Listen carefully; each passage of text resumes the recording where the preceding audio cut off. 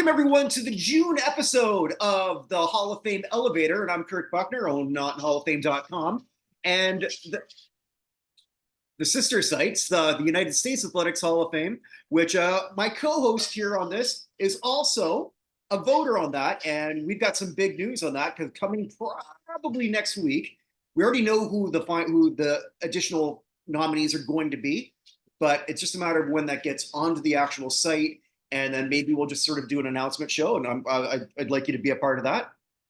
Yeah, for So sure. we're part of that. Some you'll be happy with, some you won't be. Okay. Well, not necessarily won't be. I mean, like I know who you voted for because you made that public. I made mine public.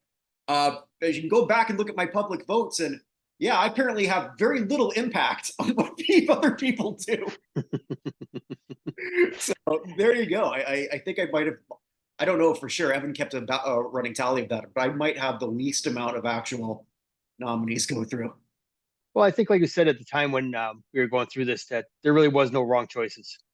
No, there really wasn't. I don't know if it's the Caitlin Clark effect, but there is a lot of women's basketball players who advance. So I'll let that slip. Okay. So like that will sort of go through. We always sort of worry when we do this that we're not going to have enough women go through, and that's okay. Like last year, two got inducted, and you always sort of like worry about that it's not representative, especially considering. I mean, I can see sort of the demographics of the site, which is skewing male. Not to say that I'm virtue signaling, although I guess I am. I've been accused of that recently, so that's been interesting. But I can't say that I have. So oh, there you go. But this is the Elevator Show where we're looking at those in last month who've made their Hall of Fame case for up or down. And because this is June and we just had the NBA Finals happen and we just concluded the Stanley Cup Finals, needless to say, there's a lot with those two respective teams. So all of mine are reflected on that or those two sports. But Chris, you got two different. So we thought we'd open up with that. yeah, thanks. I did have two players that I wanted to talk to out of the world of baseball. First one we'll start with is somebody that's been a down several times already this year, but I think he's trending up now, and that is Shohei. Okay. When you think of all the stuff that was around him, the change from the Angels to the Dodgers, the contract he signed, and then all the breaking news with the gambling allegations and everything else like that. There's a big cloud over him at the beginning of the season. Played suffered a little bit to start with, kind of got off to a little bit of a slow start, but he has just been on fire really since middle to late April through June here. Currently leads the National League in batting average, currently leads the National League in home runs, just a couple of RBIs off of the lead there for the Triple Crown, a couple of hits off being the league leader in hits. So he's been able to kind of put all that nonsense or whatever you want to call it aside and just go out there and hit the ball very often and very hard and very far. And I think that the way things are trending with the news kind of quieting down around him with everything else that was going on, to kind of focus back on his on-field, whatever you want to call it, Yeah. play. Yeah. That, he's kind of put himself back up in that superstar stratosphere of just, let me look at the baseball player, not the other stuff that's going on. Yeah, the only thing that can stop him from getting in the Hall now is if he did do this, which I'm of the opinion that he did, but it's all a matter of whether you can prove it or not. Correct. Whether they got enough evidence to prove it and hold it to him. So far, so good on that front. And on the baseball front, right now, I don't know there's anybody better in the National League. No, I agree with you on that. Okay. And you have a second. I do have a second one. Pitcher this time. Okay. Chris Sale. Mm-hmm. So he had a stretch back with the White Sox and the Red Sox in the mid 2010s where he was one of the top pitchers in the league. Never won the Cy Young, but was top 5, I think 6 years in a row. Kind of fell off the last couple of years with Boston. and made his way down to Atlanta. And he is having a resurgent season down there for them, let's say. He currently leads the league in wins, is in the top 6 or 7 in ERA. He's up there in strikeouts. He's got a chance this year to win that first Cy Young.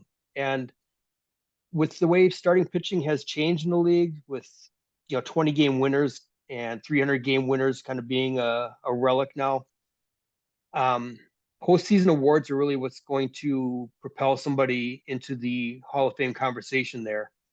And I think if you were able to win that Cy Young award here, at age 35, and kind of put himself back up on top of the heap there, it could lead to some votes down the line when he's finally retired and on the ballot. So just kind of happy for him to see what he's been able to accomplish down there with Atlanta, and hope he's able to carry it through and see where the season ends here.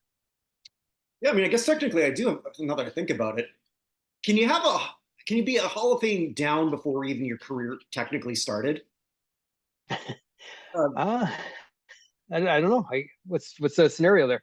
Okay, so when you're a fan of a baseball team that stinks, you just don't pay attention to the call-ups. So I'm a Jays fan. So their top prospect gets called up, Aurelvis Martinez. Bats 1 for 3 in his major league debut. He's sort of posing with a fellow Dominican, Jose Ramirez. And the day after, he gets popped for an 80-day suspension. Because, like many 22-year-olds, they need fertility drugs to get their girlfriend pregnant. One of the more unique alibis, or whatever you want to call it there. But I think we've heard this from others before. The same sort of thing. They thought it's always like this. It's always like this sort of excuse, and I don't know why they sort of center it all around their dick. It's kind of really messed up. But at least he gave the excuses. I just accept whatever it is. What are you gonna do? At that point. But we know that no one who's ever gotten popped has ever gotten in. That's true. So there's been plenty of choices. Yeah, so it doesn't matter how good his career could or could not be. Don't know. Obviously, it's way too early to tell, but it was just the perfect news while they got swept two series in a row. So I just thought I'd get that off for the season. Oh God, yeah. What are you doing? But anyway, yeah. So I guess really the big winners in the last week of sports. First, congratulations to the Boston Celtics for winning, which should have been obvious to anyone paying attention. I don't know how I'd watch talking heads over and over say Boston is not the clear-cut favorite, but this was clear to me by February. I think to most people who just didn't have to put out a hot take all the time. But right, I got to try to keep that interest in. Keep pretending that there's somebody that could knock them off. Any given Sunday, I don't know, but yeah, I agree with you. They were clearing ahead of everybody in the league this year, and it showed the way they rolled through the playoffs. I mean, we could see this team down the road with 4 Hall of Famers on this roster, and that's just on the court. I mean, behind the scenes, there could be some others too. I guess honorable mention to Danny Ainge, who really built this team. Yeah, who's not there now, but the biggest beneficiary in my mind by far, and sorry, this is sort of duplicating things that Evan and I talked about on our weekly show, because I sort of like turned that over to him. He is the Celtics guy, of course. Yeah. Sort of like has a better insight than I do. But we were both in agreement that the biggest beneficiary of all of us is Jaylen Brown. No NBA Finals MVP has ever not made it to the Hall of Fame. The only one who may not is Andre Iguodala. Okay, yeah, he's going to have an interesting path there. Yeah, I mean, and it was one of those weird things because if I remember right, Golden State swept that series and just like had to go to somebody. Right. Yeah. So they gave that to him. But Jalen was excellent to the point where, again, the talking heads where they have to come up with something. Jalen's even better than Jason. Okay, let's just pump the brakes on that one. Jalen Brown Right. is not better than Jason Tatum. He might have had a better Or overall series. by a little Yeah. bit, by a little bit. But Jalen Brown has been one of the more disrespected players in the last few years. He's a three-time All-Star, but he could have easily been an All-Star the last 5 years. He should have been a third-team All-NBA selection this year. Mhm. I think he should have been. So, like, he's been getting snubbed quite a bit over his career. Now he's gotten this great accolade. He is a dominant number two on a team that can win it all again. Yeah, they're set up for years of potential dominance. Mhm. And all the teams in the East, they're chasing, and they're going to be chasing for a while. They will. I mean, like, both of these guys are young. They've got that right mix of veteran players. There's still a lot left in the tank of some of their vets. I guess maybe we'll go into those two right now.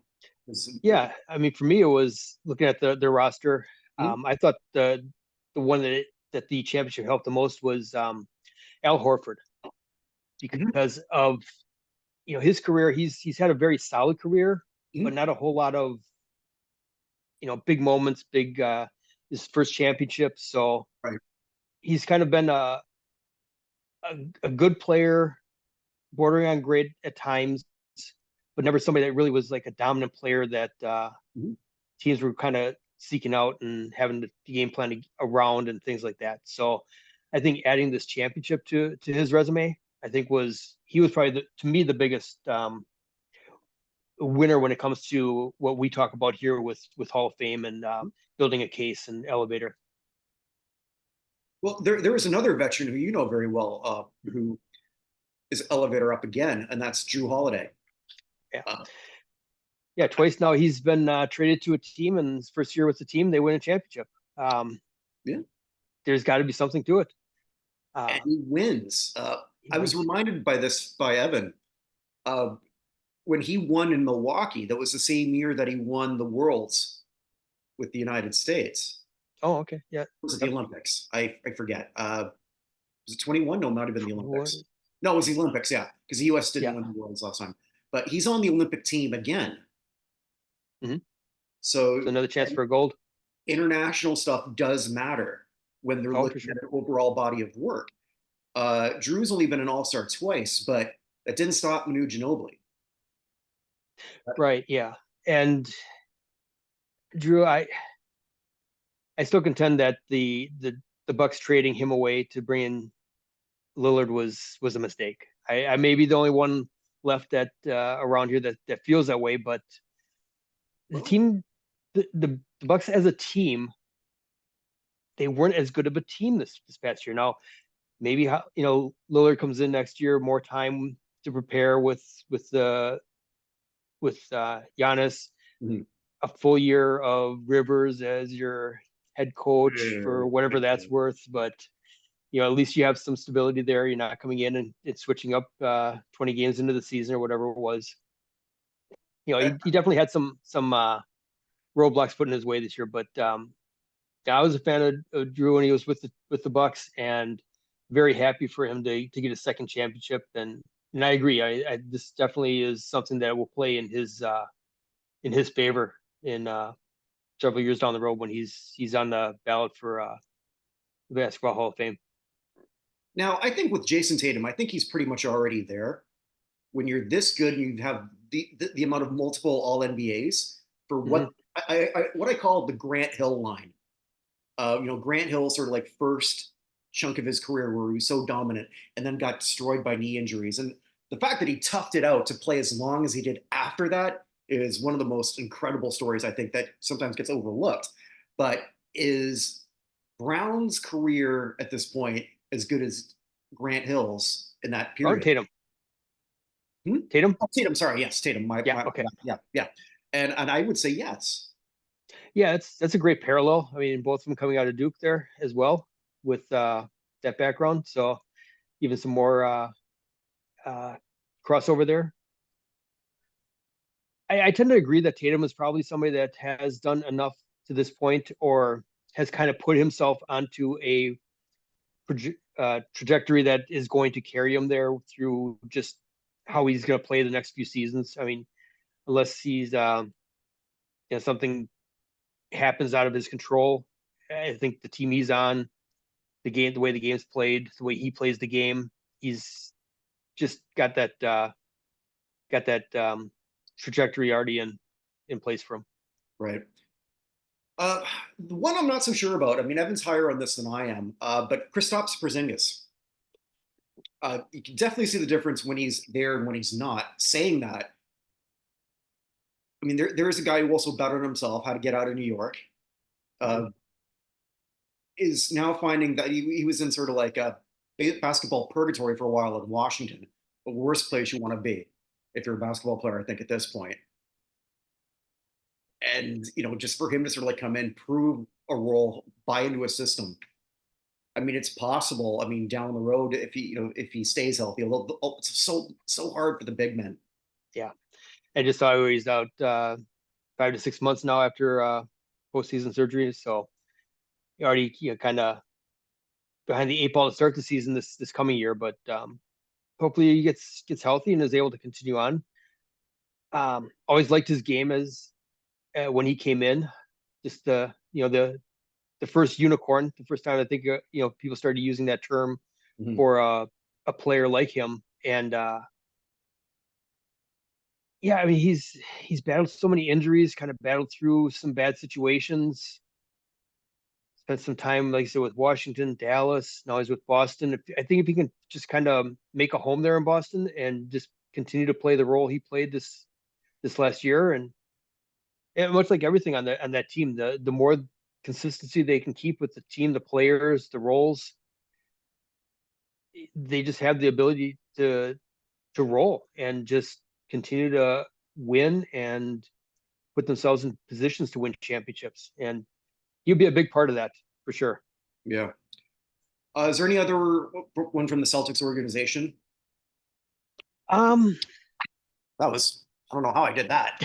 Spun that around there, my laptop. That'll look good on the replay. There you go.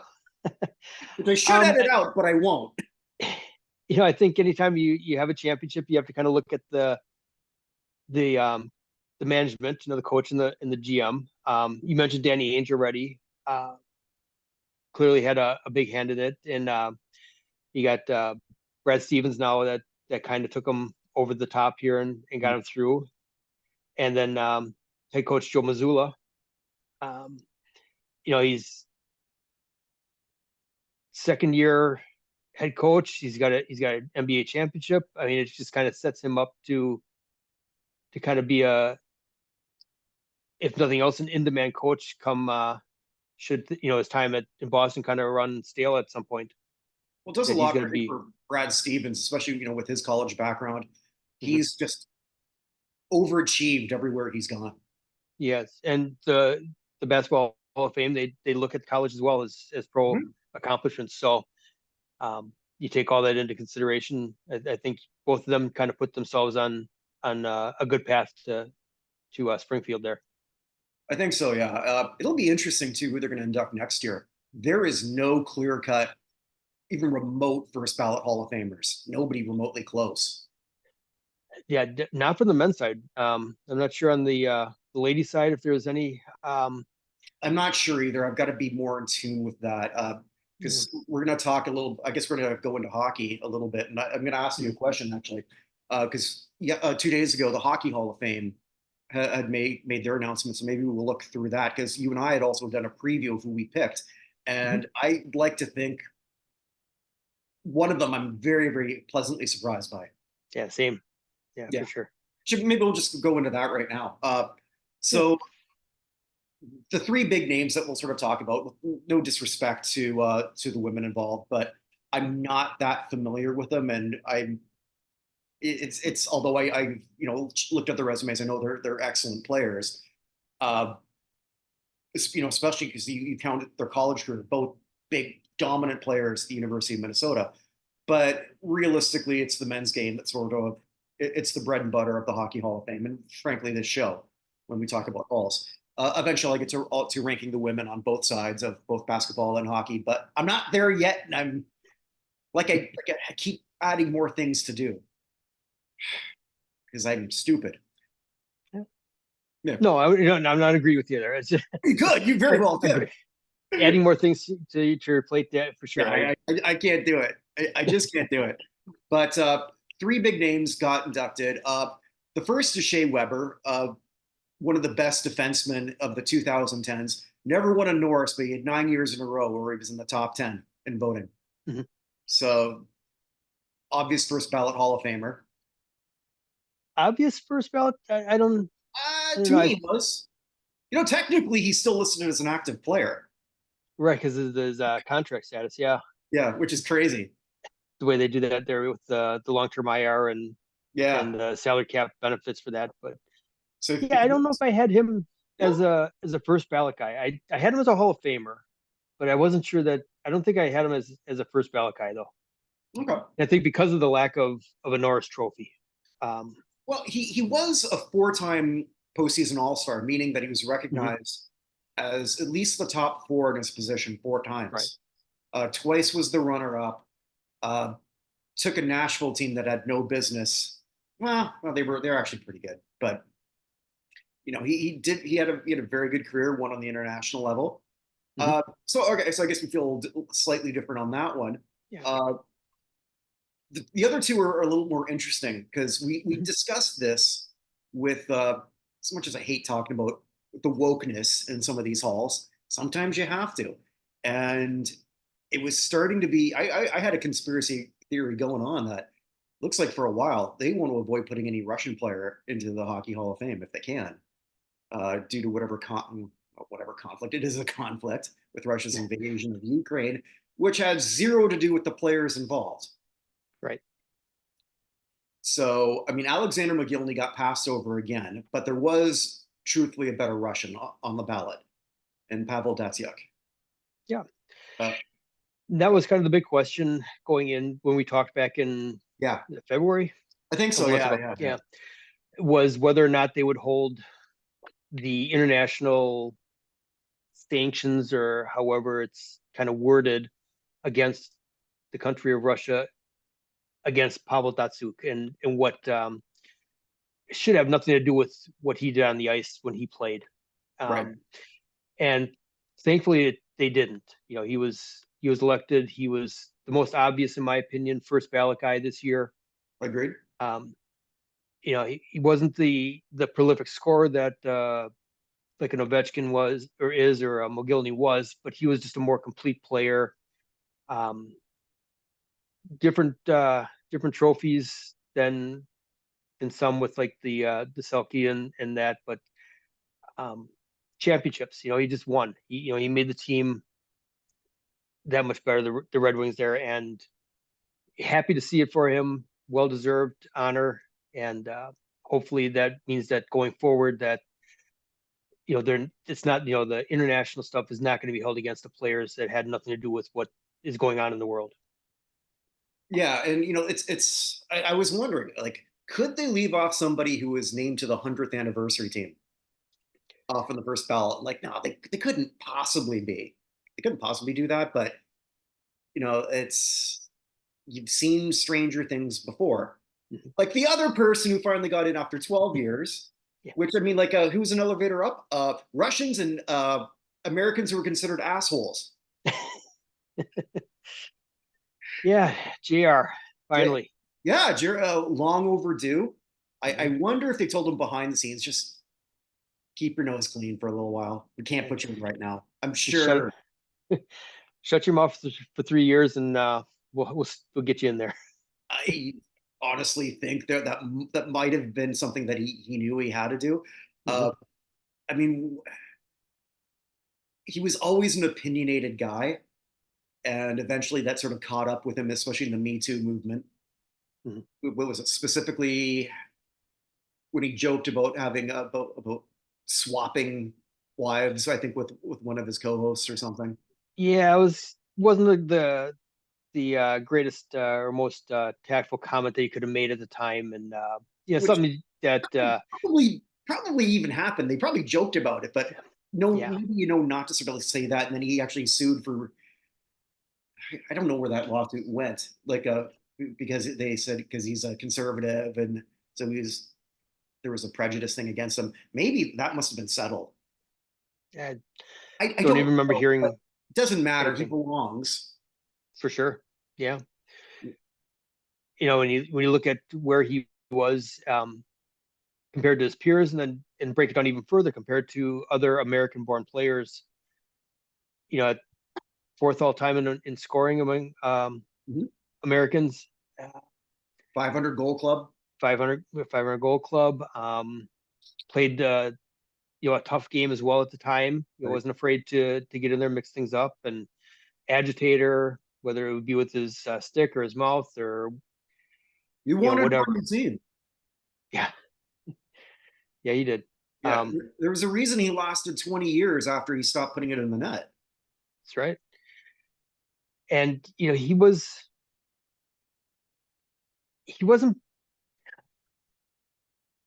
he had the potential to be great on television if he just knew where the line was. The line kept, yeah, but that was also in an era where the goalpost got moved so quickly, Yeah. where a lot of people couldn't keep up. I mean, I think Mike Milbury, what did he get fired for? Yeah. It wasn't even anything that big a deal from what I remember. I can't even remember what it was, so it had to be, I'm gonna look that up. Well, you sort of like take us to the Florida Panthers. yeah. So yeah, as we said earlier, we have a new NHL champion here, first time ever, Florida Panthers. Um, nice game 7 win at home, tight game, great series against Edmonton, who Mhm. always comes out after the series ends how much the players really were hurt, and kind of could see that with the way some of them were playing. There were Draisaitl and uh, McDavid, although he didn't show as Yeah. much, but um, still, congratulations to the Florida Panthers. Mhm. And obviously with the championship, we have players now that have kind of elevated themselves. And for me, the first player that I looked at that I thought this helped out the most was goaltender Sergei Bobrovsky. Mm-hmm. Yep, I have him as one of mine too. Yeah. So, he has chance that however game 7 went, it could have been elevator up, elevator down big time for him. Especially Because after game 5. Game right, 4, sorry. right. And, Florida jumps out to the 3-0 lead in the series, and then they just get boat raced, in game 4, and really were out of sorts for um, but games 5 and 6, and finally started to kind of show a little bit in game 6, and then game 7. He was, he allowed one goal, Yeah. and A great season. Florida was so deep that it was hard to imagine them losing. I mean, the fact that Edmonton got them to 7 at all, because like Florida really is the better team overall. I mean, game 7 was so must watch. I was so excited for Edmonton to come back and then finally bring the cup back to Canada. Didn't happen, but yeah, well, I have a buddy that's a big Edmonton fan, so well, yeah, when we were playing, when it was Vancouver Edmonton, we were going back and forth with each other, so that was kind of fun. But yeah. having gone through a game 7 loss with Vancouver back in 11, I kind of felt his pain there. I let him off the hook at the end there and didn't really go too hard at him. But But yeah, what do you get? great year. He's a Vezina finalist. They haven't awarded that one yet. So, They well, they're announcing him tonight, and so I mean, some of the awards have been oh, okay. announced here. Yeah. Um, I guess at that point, though, I mean, like if they were to do for the full year and include the playoffs, mhm. if Connor Hellebuck's going to win it. He shouldn't after After the playoffs, yeah. after the playoffs. Yeah. But yeah, Bobrovsky had just a wonderful Conn Smythe. I mean, or not Conn Smythe, the playoff. I mean, if Florida would have swept it, he very well would have been probably the Conn Smythe winner. Either him or one other player. Well, they gave it to McDavid. Yeah. But McDavid, though, if they get swept in the finals, he's not getting it.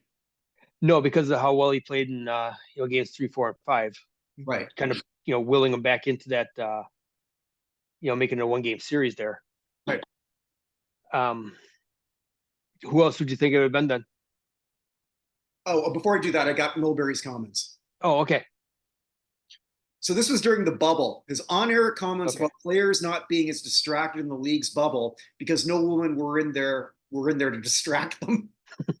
Which, no, that's an awful thing to say because hockey players never cheat on their wives. Mm-mm. No. Or do, yeah, I'll leave it at that. We all saw Slapshot. Come on. Yeah. Okay, the person who I have as Florida's Conn Smythe is actually not Bobrovsky. I've got Alexander Barkov. Yeah, that's another great pick there. Also winning the Frank J. Selke Award earlier this year. And I Second think time. second time, I think Yep. that award's profile has risen in the last 20 years. I'm sure, especially with voters and people who just maybe understand that better, which you assume is that 18-person panel. But Barkov was hurt this entire playoff. He's their captain, first player from Finland to actually captain a Stanley Cup winning team. Oh, okay. I didn't know that either. Yeah. So you just assume with that name that he's Russian. You do. But yeah, hey, nice trivia question with some bar bets with that one. Yeah, there you go. I just got to find a good sports bar. You'd think I could find one. I can't. I could find a naked woman walking today, but I couldn't find it. That really happened. But yeah, Barkov also had 4 game-winning goals. I'm going to get myself out of trouble here. So like, just an incredible player. He's their leader. Showed in every capacity. Barkov, if Florida would have swept, or I think Bobrovsky would have won it, but Barkov was my MVP. Yeah. No, that's a yeah, well said. So much attention goes to the goaltenders because obviously the goals, wins or losses, it comes right down to that. But a player like Barkov, like you mentioned, 4 game-winning goals. That's 25% of the games. That's big. The two-way game that he plays, the 200-foot game, however you want to put it. A lot of that stuff doesn't show in the box score. It doesn't show up on the highlights, but the players know it. The coaches know it. The executives know it, and to be able to kind of pick that up and to elevate him and show it and bring him to light here, I think is a great pick on your part there. Yeah. Do you have any other players? I have one, maybe. I didn't have any other players. I mean, their team is so young and kind of everybody's kind of coming together now.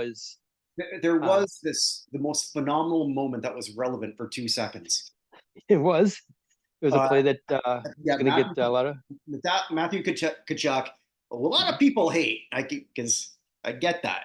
If he's not on your team, you're going to hate him. Yeah, plays the game. Yeah, brother of Brady, son of Keith.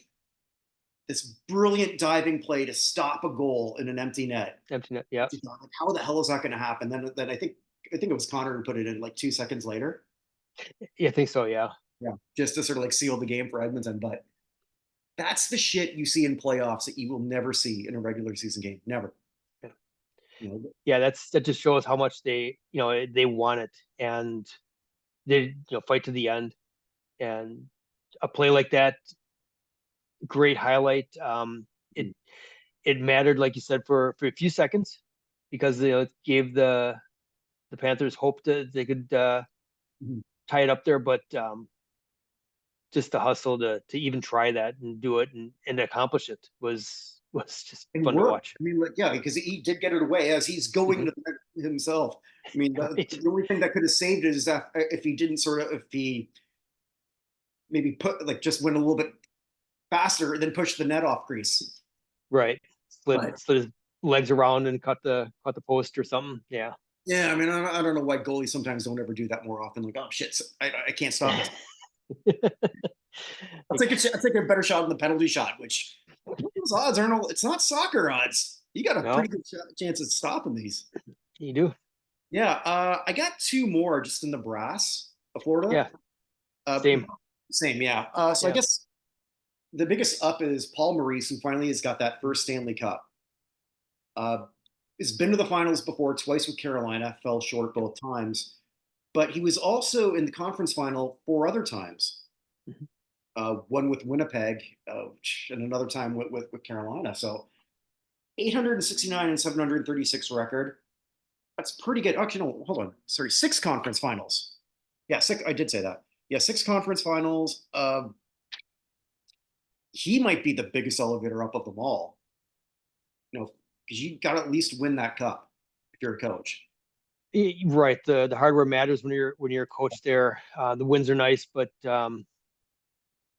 you know, you look at kind of getting a different sport here. Marty Schottenheimer, he's ton of regular season wins and playoffs kind of holding them back there. So to to be a playoff winning coach as well here, now a championship coach.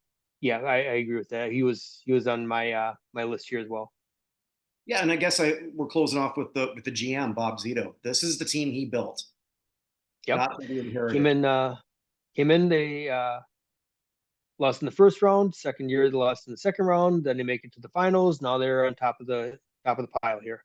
So he just continued to build and build and build till he Mhm. got his championship. And it kind of interesting looking back now, the 2014 NHL draft, the top five players from that draft, or top four players from that draft were all in the finals there with Ekblad, Okay. Bennett, Draisaitl, and the other Sam Bennett, and Sam Reinhardt? Reinhart. Yeah. Yeah. So all four of those are top four players, and they were all playing in the finals here. Three of them with Florida. So, um, he went out and built his team, and he had to deal with the Joel Quenneville thing at the very beginning of Yeah, his maybe tenure there. he gets an assist for Paul Maurice's eventual Hall of Fame. And I'd like to thank Joel Quenneville for doing absolutely nothing during the Chicago Blackhawks scandal, which allowed this dream job to get open. Right. Well, I went to Andrew Burnett first, and then I think Burnett was must have been on the staff at the time, and then they went to Maurice, and then they got to the finals, and then cup with Maurice there. So yeah, it's been a great run for Zito as a GM there. It's been a great run for the Panthers organization there. Um, for so long, it's the Florida hockey with the Lightning and the Panthers kind of um, really elevating the sport down there, bringing attention to it. It's kind of nice to see. Yeah, if you would have told me though in 1993 after the Habs won that cup. Oh, by the way, over the next 30 years of your life, Florida teams are going to win the cup three times. Oh, okay. Well, how many times is Canada going to win? Zero. Yeah, most of your teams will get a chance to win, but they'll fall short. Yeah, I think I'm the one who did. I've openly said that because I hate the Toronto Maple Leafs. Mhm. That I will cheer for the Taliban if they're. I don't know how well their slap shot is. I don't think Ahmed Al KC can really sort of like hit one from the point, but you never know. Uh, well, maybe he can. I'm sure they've got a lot of great snipers. Oh, duck. Yeah, yeah. But yeah, Kind of, I ruined it at the end, didn't I? so we had Calgary's been to the finals, Vancouver's been to the finals, Mhm. Edmonton twice, Montreal too. Ottawa. Ottawa, Montreal. One team hasn't quite made it there yet. No. Oh well. Well, I mean, I am kind of okay with that. Just living in Toronto, growing up in Toronto, like God, it's the fans who are annoying. It's like if you hate Taylor Swift, do you really hate Taylor Swift or do you hate the Swifties? Ah, a little column A, a little column B. Yeah, I well, like if I was younger and I would be around a lot of women who are all obsessed with that, I think I probably can't stand her, but it's not exactly in my circle of friends, if you get my meaning, right? So, Yep. Yeah. It's like when I was a kid, I always hated the new kids in the block. Why? Because they were better looking than me and they got all the women and all the girls. They pictures of Joey or whatever the hell in the locker. I, I I know the name. I couldn't tell you a single member. Well, that sort of shows my advanced age at this point. Or Our whatever. advanced age. Yeah. Older than dirt. But yeah, I think that sort of closes this one. Check out all the other shows here in the Buchnerverse. A lot of great projects with Vinny Lospinuso, where he does Hall of Fame cases. He's been putting in a lot of effort behind the scenes. A couple other interviews that I've done. One with you should be coming up soon, where we had a fun time going to Iowa baseball. I loved that one actually. So Yeah. there's a lot of other things sort of coming up through. Might be some more interviews coming down the pike. I'm working on another channel, but we'll see how that works out. And with that, wherever you are, wherever you may be, make today count because it never comes again. Good night.